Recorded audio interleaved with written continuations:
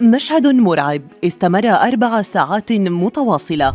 انتشال لأشخاص قضوا داخل بئر لم يكن بئراً عادياً، وليسوا ضحايا عاديين قتلوا بالصدفة، فهو بئر لاستخراج الفحم الأسود، وهم عمال أجبرهم الفقر على العمل هناك في ظل ظروف عمل شاقة وخطيرة وصعبة.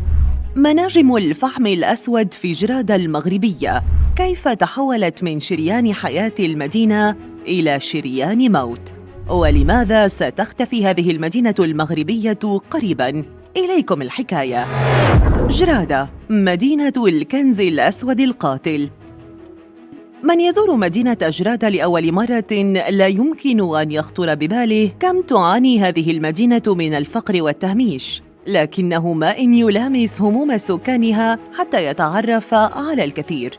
فهم شعب معدم تقريباً، لا أمل له في حياة كريمة إلا بالعمل في مناجم الفحم الأسود التي تنتشر بكثرة في هذه المنطقة وتلقب بمناجم الموت، إذ تحصد عشرات الأرواح من السكان بسبب إصرارهم على العمل في هذه المناجم العشوائية رغم حظرها من قبل الدولة منذ التسعينات. لكن عدم توافر بديل عن هذه المهنة لا يترك أمام شباب المدينة خياراً آخر، فيمتهنون هذه المهنة المحفوفة بالمخاطر، حتى ارتبط اسم المنطقة بهذه الثروة السوداء، وباتت ترسم صورة قاتمة عن المدينة التي تحول اسمها إلى مدينة الرغيف الأسود.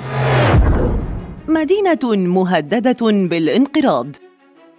تعرف العائلات في مدينة جرادة المغربية بأنها ذات طابع قبلي شعبي ممتد، وكانت حياتها بسيطة تعتمد على الرعي والثروة الحيوانية، إلى أن اكتشفت فيها ثروة كبيرة عام 27 و900 وألف، حيث اكتشف الاستعمار الفرنسي فحماً حجرياً في المدينة من نوع الانتراسيت، الذي يعد أحد أجود أنواع الفحم الحجري في العالم.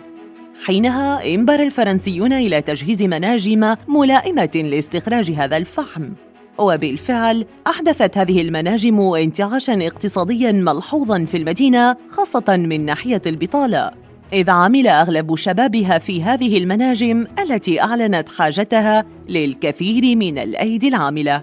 لكن مع مرور الزمن وتحديداً عام 98 و900 وألف، أصدرت الحكومة المغربية قراراً بإغلاق شركة استخراج الفحم من مناجم المدينة، متذرعة آنذاك بنضوب الفحم الحجري وانخفاض ثمنه في الأسواق العالمية.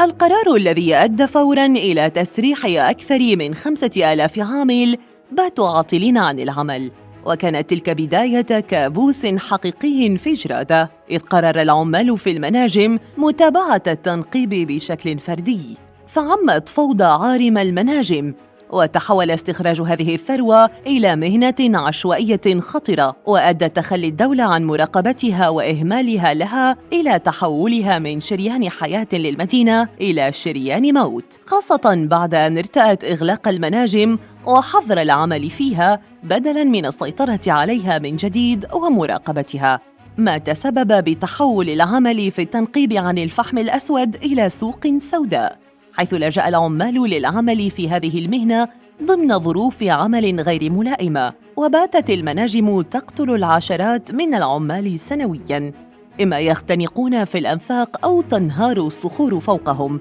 ليتقلص عدد سكان مدينة جرادة المغربية بنسبة تجاوزت 50%.